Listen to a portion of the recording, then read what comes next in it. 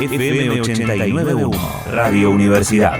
Como lo hemos prometido, vamos a seguir viajando esta semana. Ya hemos estado por muchos países para ver la situación de argentinos, algunos varados, otros viviendo allí, de lo que está haciendo esta cuarentena a nivel mundial. Y vamos a viajar sin duda a la ciudad que ha sido noticia toda la semana y la seguirá siendo. Sí. Vamos a Nueva York, ¿le parece? A los Estados Unidos. Allí está otra argentina viviendo, trabajando allí, que nos va a estar contando lo que es este panorama, sin duda en una de las ciudades que ha sido noticia, triste noticia, la ciudad de Nueva York. Vamos a hablar con Fernanda García, que está allí, nos va a estar dando este panorama. Fernanda, ¿qué tal? Buenas tardes, Gabriel y Vanina, te saludamos. Hola, ¿cómo están, chicos? Muy bien, aquí en Radio Universidad, agradeciéndote por tu tiempo y palabra más que autorizada para que nos cuentes cómo estás viviendo allí la cuarentena. Pues la verdad, como decías, acá es el epicentro, o sea que si bien la cuarentena en Nueva York no es obligatoria, nos toca quedarnos adentro, no hay de otra. La gente que se ve en la calle son solamente los trabajadores esenciales y la gente que obviamente sale para ir al supermercado, para ir a comprar algo. Acá está permitido poder ir a caminar, poder ir a correr y reunirse con no más de 5 personas. Si son más de 5 personas, esas personas serían multadas.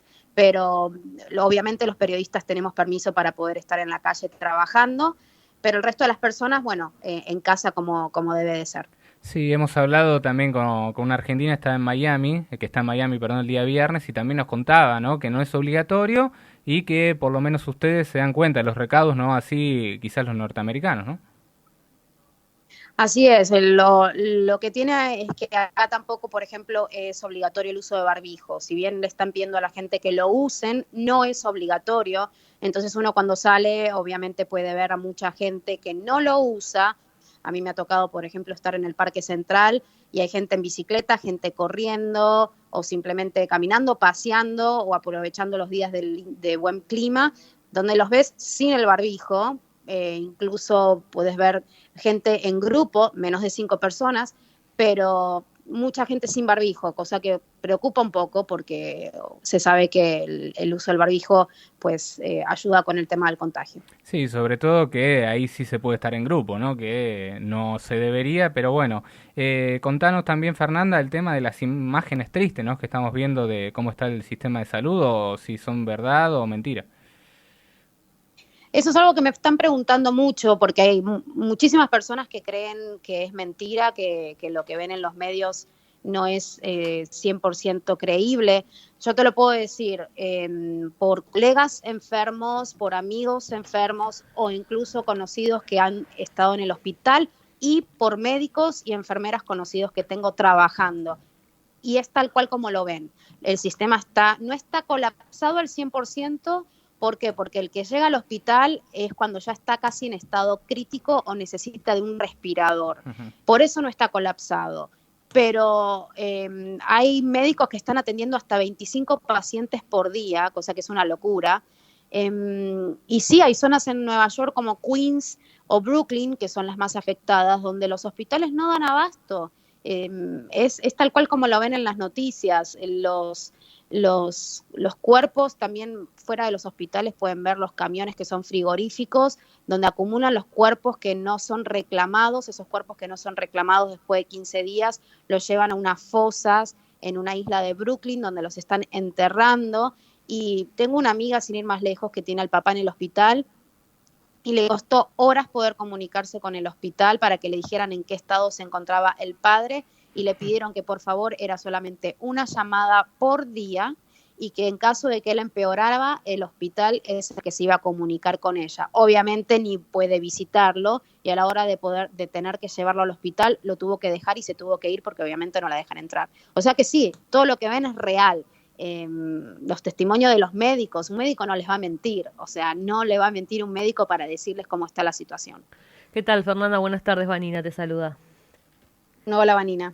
¿Qué es lo que dicen las autoridades ahí, los responsables, ¿no? Los del gobierno, porque vos me decís, bueno, la cuarentena no es obligatoria, hay esta restricción de reuniones, pero tampoco es así, porque sabemos que lo ideal es no juntarse, como que no se está tomando dimensión en lo que está pasando y no se entiende qué respuestas le dan a la gente y la gente que dice al respecto también.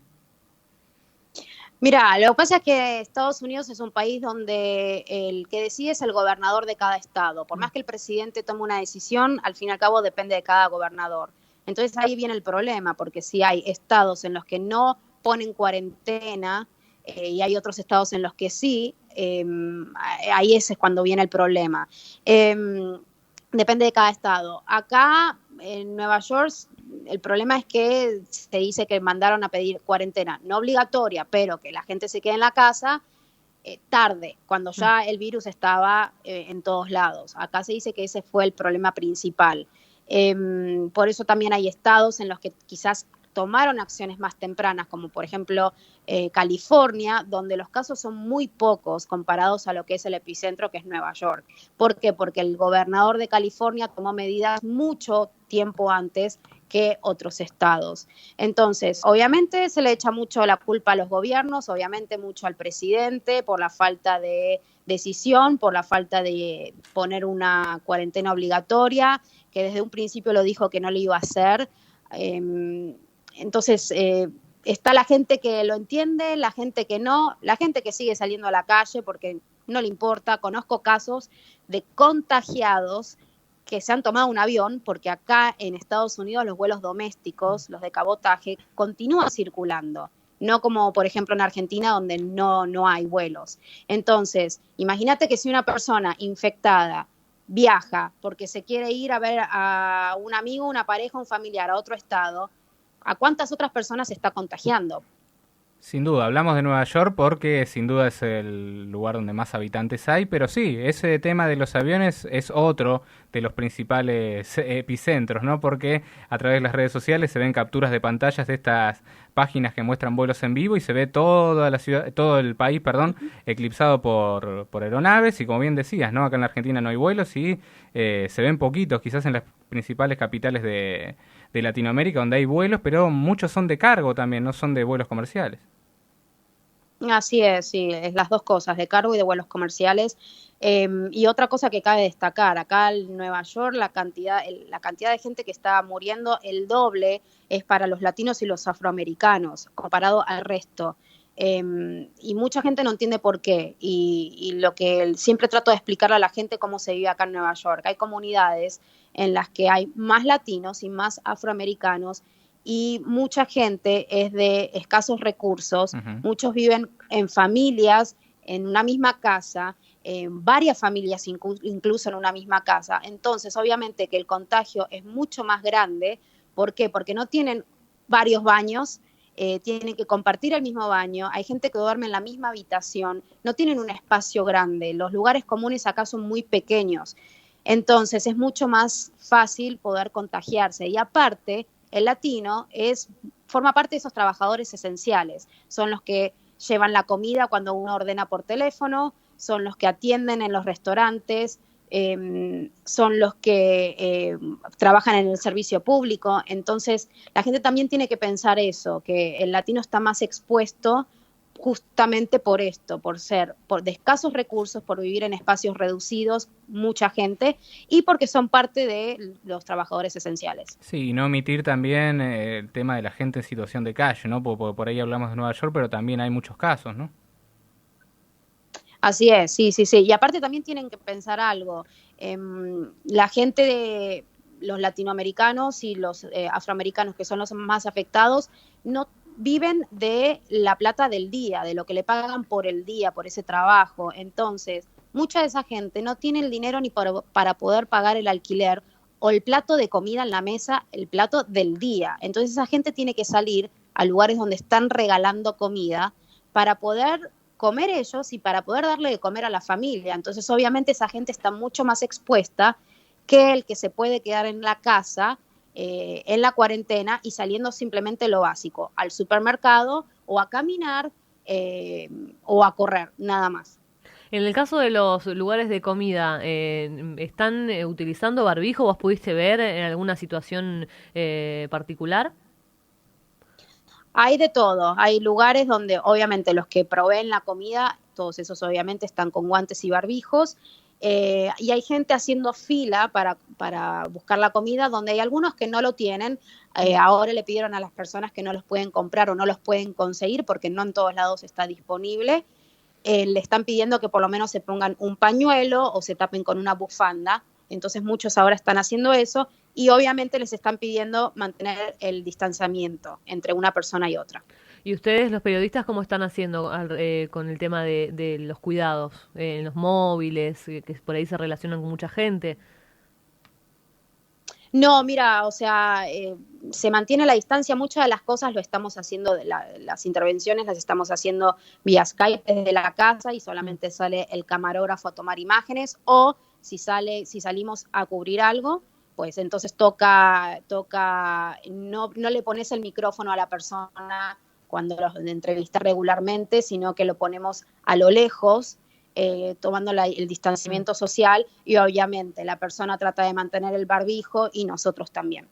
Estamos hablando con Fernanda García, colega que está allí en Nueva York, que sin duda está dando este panorama en vivo y en directo, ¿no? Ella sabe, por supuesto, lo que está sucediendo allí. Y hablabas de Fernanda, de esta aglomeración de gente de no más de 5, pero ¿cómo se está desarrollando a nivel servicio público, subte, colectivo?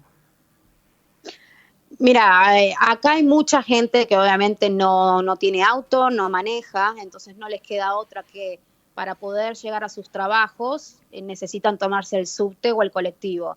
Redujeron al 25% la cantidad de subtes y colectivos, pero obviamente eso hace que la poca gente que sí se los sigue tomando se junte más. Entonces, han habido fotos y videos donde pueden ver que no se respeta el distanciamiento social a la hora de tomarse un subte. Eso es alarmante porque obviamente basta con una sola persona infectada contagie a muchos otros.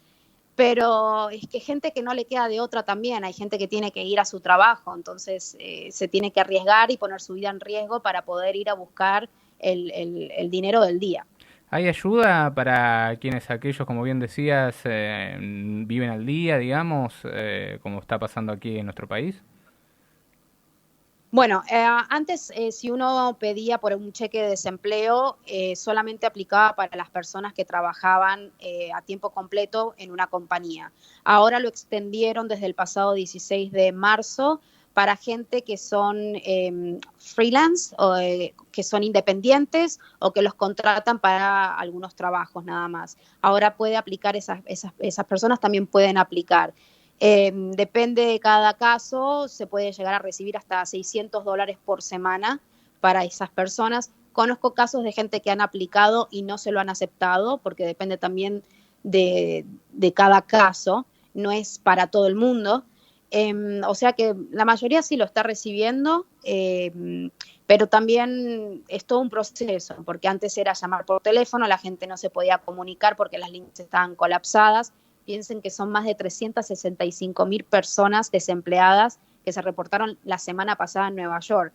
En Estados Unidos, hasta 17 millones en total. O sea que es obviamente que el sistema iba a estar colapsado. Entonces, bueno, trataron de mejorarlo y ahora muchas de las personas sí pudieron aplicar para poder recibir ese cheque de desempleo, y los que lo recibieron lo van a tener semanalmente hasta que puedan volver a sus trabajos. Sí, tremendos números, ¿no? Como estamos viendo a nivel mundial, y Nueva York en este caso liderando tristemente, ¿no? Estados Unidos ahora el número de casos. El problema más grande es que la gente que está ilegal no puede recibir ningún tipo de ayuda. Por ejemplo, ahora el IRS, que es el servicio de impuestos de acá, por ejemplo, le está dando para los meses de abril y el mes que viene $1,200 a cada persona que hizo sus impuestos, declaró los impuestos en los años 2018 y o 2019. Entonces, esa gente recibe automáticamente, esta semana comenzaron a recibir el dinero o a sus cuentas de banco o por correo reciben el cheque. Si es por correo, el cheque se puede demorar hasta 4 meses para poder recibirlo. O sea que es una locura porque esa gente necesita el dinero ahora. Claro. Y la gente que no tiene papeles o gente que sigue siendo ilegal, pero aporta los impuestos, no fueron elegibles para recibir esta ayuda. O sea que imagínense cuántas personas están ahí sin poder recibir ayuda de ningún tipo, ni cheque de desempleo ni la ayuda de los impuestos. Por supuesto, y además lo que se está viendo aquí también deliberando el tema de monotributos de otras categorías y priorizando la salud por sobre la economía. No sé cómo ven esto desde allí de Estados Unidos. Sí, el tema de la economía, o sea, ya lo pudieron ver, si son más de 17 millones de personas que están desempleadas en Estados Unidos, obviamente, por eso el presidente Donald Trump está en esa línea de seguimos con la cuarentena o la sacamos porque la economía se está viniendo a fondo, o sea, está muy mal actualmente y no quiere que siga empeorando, entonces... por eso el tema de que él está tratando de decidir hasta cuándo vamos a seguir así o si afloja de a poco, porque incluso se está pensando en la idea de que los que ya estuvieron contagiados, tratar de poner a trabajar a esa gente que ya estuvo contagiada, poder ir sacando de a poco para que puedan ir a sus trabajos y poder activar y empezar con la economía y que todo empiece a circular lentamente. Entonces, esa es una de las cosas que está hablando, de tratar el mes que viene de empezar a sacar a trabajar a las personas que ya estuvieron infectadas y las personas de riesgo o las que no estuvieron infectadas todavía no. Excelente, Fernanda. Para empezar a cerrar la charla, agradecerte, ¿no? Que estés del otro lado, que nos estés contando todas estas cosas bueno, que sirven de mucho también para aprender, ¿no? Y tomar de ejemplo los otros países y preguntarte ya algo más personal. ¿Hace muchos años que vivís en Estados Unidos? 17 años. Ah, bastante. ¿Tenés familia acá en Argentina? Años que vivo acá.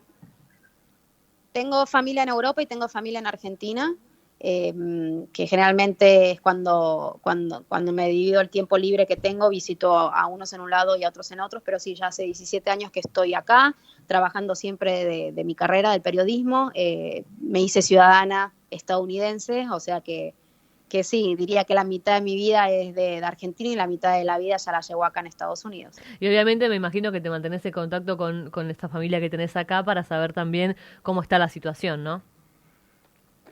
Obviamente, con todos me mantengo en contacto constantemente y en especial, por ejemplo, tengo un hermano que trabaja en tripulación de una aerolínea, entonces obviamente con él es con el que estoy muy en contacto porque si se vuelven a reactivar los vuelos, obviamente estaría más expuesto que quizás otras personas que se pueden quedar adentro, entonces obviamente es mi mayor preocupación también esperar a que mi familia esté bien. Sí, esa es la preocupación de todos, ¿no? Cuidar a la familia, a los propios y protegerse, ¿no? En este caso, cada uno en la ciudad que esté. Fernanda, te agradecemos, sin duda este contacto ha sido más que válido y bueno, cualquier novedad aquí de nuestro país estaremos también para dialogar. Bueno, un placer y bueno, espero que por lo menos ustedes que no tienen tanta cantidad de casos sigan manteniendo la cuarentena y no suban los números como subieron acá en Nueva York, que ya evidentemente está descontrolado y espero que, bueno, las cosas mejoren. Ahora los vamos a estar repasando. Fernanda, te agradecemos nuevamente este contacto y, bueno, a seguir quedándose en casa. Gracias, saludos. Muchas gracias. Ahí pasa Fernanda García, colega que está allí en Estados Unidos, más precisamente en Nueva York, donde sin dudas los casos en Estados Unidos son los más tristes. Interesante lo que cuenta porque, bueno, obviamente de lo que ella decía, los gobernadores, ¿no? Los responsables de cada sector, de cada estado, dan esperanza de que esto empiece a bajar cuando en realidad no están tomando las medidas necesarias, porque obviamente que si vos ves que empiezan a subir los casos, ¿qué haces? sea, cerrás los vuelos, impedís que haya conexiones. Sí, pero como decía, ¿no? Sigue habiendo movimiento aeroespacial, ¿no? De aeronaves. Es como que están esperando, ellos lo que esperan es que la gente tome conciencia por sí sola y no les dice que es una cuarentena total. No, yendo a correr. Es lo mismo que si lo hacíamos acá, o sea, si acá se decía que era una cuarentena no obligatoria, no se iba, o sea, ya siendo obligatoria costó que se cumpla. Imagínate si haces como hicieron ellos. Entonces es como complicadas las decisiones que estuvieron tomando en ese sentido.